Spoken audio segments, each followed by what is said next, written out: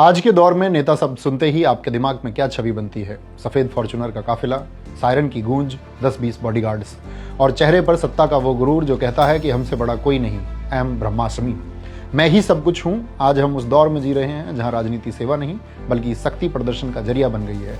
रैलियों में भीड़ तो बहुत है, पर उस भीड़ में लोगों का विवेक कहीं खो गया है। लेकिन प्यारे साथियों, जरा ठहरिए, इतिहास के पन्ने पलटिए और चलिए 3 दिसंबर 1884 की तारीख पर, जब बिहार की मिट्टी में एक ऐसे बच्चे ने जन्म लिया जिसने पूरी दुनिया को बताया कि असली राजा वो नहीं जो सिंहासन पर बैठकर राज करे, बल्कि वो है जो सिंहासन पर बैठकर भी फकीर बना रहे। मैं बात कर रहा हूँ देश रत्न डॉक्टर राजेंद्र प्रसाद जी की। डॉक्टर राजेंद्र प्रसाद जी ऐसे व्यक्ति थे जिसकी एग्जाम कॉपी चेक करते समय परीक्षक ने उनकी कॉपी में लिखा था, the examinee is better than the examiner, यानी परीक्षार्थी परीक्षक से कहीं ज्यादा ज्ञानी है। डॉक्टर राजेंद्र प्रसाद जी इतने मेधावी और टैलेंटेड थे कि उन्होंने कलकत्ता यूनिवर्सिटी के एंट्रेंस एग्जाम में टॉप किया था, जिसके लिए उन्हें उस जमाने में 30 रुपये प्रति माह की स्कॉलरशिप मिलती थी। उन्होंने लॉ में मास्टर्स किया और वहाँ भी गोल्ड मेडल हासिल किया। पढ़ाई में तो उनका कोई मुकाबला नहीं था। वे चाहते तो अंग्रेजों की गुलामी करके करोड़ों कमा सकते थे, ऐसो आराम की जिंदगी जी सकते थे, लेकिन उन्होंने क्या चुना? लाठियाँ खाना, जेल जाना, किसानों के हक के लिए लड़ना और चंपारण की धूल फाँकना। और सबसे बड़ी बात जो आज के नेताओं को कांटों की तरह चुभेगी कि जब राजेंद्र प्रसाद जी राष्ट्रपति बने तो उनका वेतन तय हुआ 10,000 रुपये प्रति माह। उस जमाने में यह बहुत बड़ी रकम थी, लेकिन इस संत राष्ट्रपति ने क्या कहा जानते हैं? उन्होंने कहा, मेरी ज़रूरतें इतनी नहीं है कि मुझे इतना पैसा चाहिए।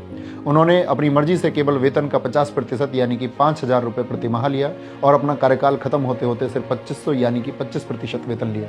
और साथियों, वो सिर्फ सादगी की मूर्त नहीं थे बल्कि एक मजबूत रीढ़ वाले राष्ट्रपति भी थे। राजेंद्र प्रसाद जी ने कई बार सरकार से अलग हटकर फैसले लिए, चाहे वो सोमनाथ मंदिर के पुनर्निर्माण और उद्घाटन पर जाने का फैसला हो या फिर हिंदू कोड बिल पर अपनी बेबाक राय रखना हो। उन्होंने हमेशा यह साबित किया कि राष्ट्रपति संविधान का रक्षक होता है, सरकार का सेवक नहीं।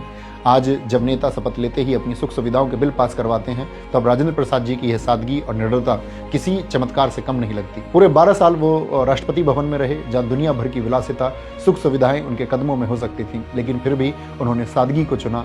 जब वे रिटायर होकर निकले तो उनके पास ना कोई बंगला था, ना कोई महंगी गाड़ी थी। वो रिटायरमेंट के बाद सीधे पटना के सदाकत आश्रम गए। एक सीलन भरा कमरा, टूटी हुई खाट और फटे हुए मौजे, यही थी भारत के पहले राष्ट्रपति की कुल जमा पूंजी।